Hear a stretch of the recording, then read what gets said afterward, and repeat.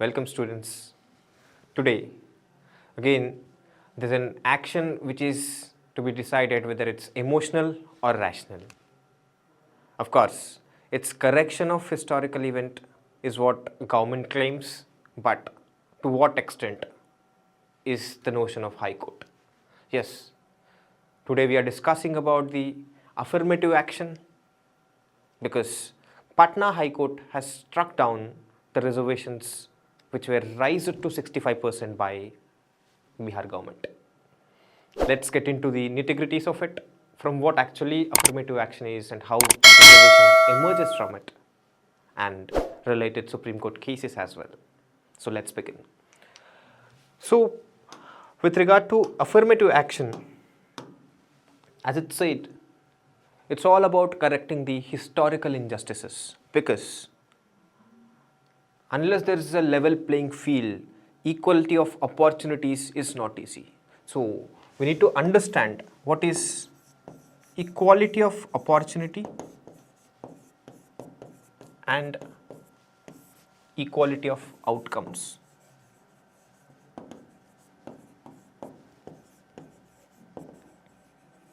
Both of which requires affirmative action. Affirmative action is nothing but giving an extra edge to make sure there is level playing field in common terms. So when it comes to equality of opportunity, all that we would look at is providing equal opportunities, and based on their talent or based on their capabilities or hard work or whatever they give it as inputs, they need to realize their outputs. But when it comes to equality of outcomes, only thing that's concerned is to make sure they are of equal status, equal societal conditions, or equal economic conditions, for which either you give extra inputs, extra support, or extra opportunities than others. So when you focus on equality of outcomes, not necessarily equality of opportunities are ensured. If you're clear with this, as part of this, there comes the concept of reservation. So when you speak about reservations, there are two places where Constitution of India attempts to provide reservations. One, when it comes to SCs and STs, it's clearly mentioned that reservation is available to scheduled caste and scheduled tribes. And another part is directive principles of state policy, which says government, if needed, can provide reservations. I'm just paraphrasing it. Government, if needed, can provide reservations to ensure there is a better socio-economic conditions of backward classes. So now it comes, who are backward classes, how would you define it? All those things would be taken care by an act of parliament or a list prepared by president, which is approved again by the corresponding states. This gets into it. Let's not get into that. But the fundamental question that comes is reservation a fundamental right? That means, can I say reservation is my right and I need to claim it? The answer is no. But what does Constitution of India says? It says in Article 16 in various subclauses 1, 2, 3, 4 that government, if provides reservation, would not be violation of equality of opportunities or equality of outcomes. So we have equality of opportunity as fundamental rights, under which Article 16's various exceptions provides that these reservations will not be qualifying as exceptions. So these reservations will not violate equality of opportunities or equality of employment or whatever it is. So Article 16 is not violated if you are providing reservations. So this is the standard. This is the status of Constitution of India. So let's just look at this scenario where other than SCs and STs, the reservations were provided to other classes.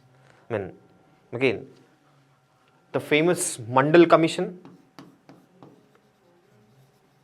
Mandal Commission was appointed by VP Singh, but by the time they submitted the report and it started implementing, there was change of government, and this Mandal Commission report, when emphasized and implemented, they provided 27% of reservation to OBCs as well, along with SCs and STs. So new reserve class has emerged, which was again challenged by Indra Sahani in Supreme Court.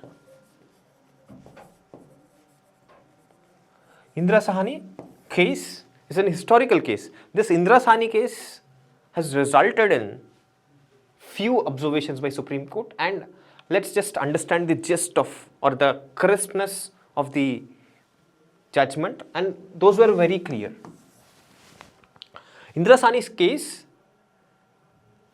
was examined and they found that the merit should not subside and they should not be below 50%. So there was 50% cap which was put on total amount of seats or jobs reserved for a reserve class.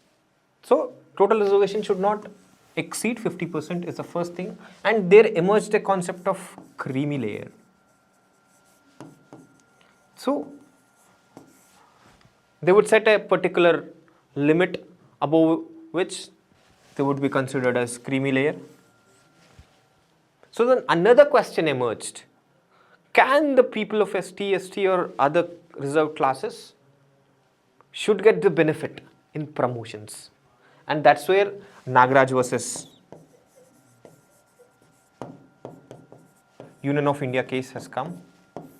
So there can be, this judgment says there can be reservations even in promotions provided the merit prevails. So they would put an departmental examination or some objective criteria to ensure there is merit, and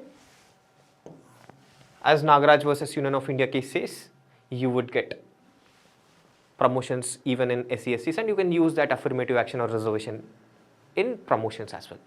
But here comes this 50% caps exception, where there was an amendment of Constitution, and in 9th schedule, Tamil Nadu government put their law in 9th schedule and provided till 69% of reservations. So this sounds to be breach of this Supreme Court's award, but being in 9th schedule, they are protected from judicial review. Can Bihar government do the same thing? Of course, even Maharashtra government, in case of Maratha reservation, attempted the similar thing, but it was struck down. Because today's scenario is different, and this happened somewhere in 1992, back to 2020 and 2024. Now the scenario is that after IR Colo case, Supreme Court has already mentioned that this 9th schedule can't give blanket immunity from judicial review. Hereafter, you need to make sure those are judicially reviewed, and if you try to attempt this, putting in 9th schedule and going for a blanket immunity, it's violation of basic structure, because they felt even judicial review is also part of basic structure.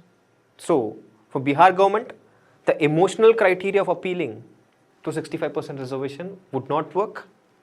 They need to come up with a proper data to prove that these are part of the deprived class, and the 27% is not enough. So they need to come up with a new idea if they are still attempting to provide reservation above 50%. Hope this discussion gave you an comprehensive outlook about the historical developments and how the present constitutional status of India provides support to affirmative action, and to what extent the constraints of Supreme Court judgments would stop them from providing more reservation. Another day with better content and informative video, I'll be back before you. Till then, thank you.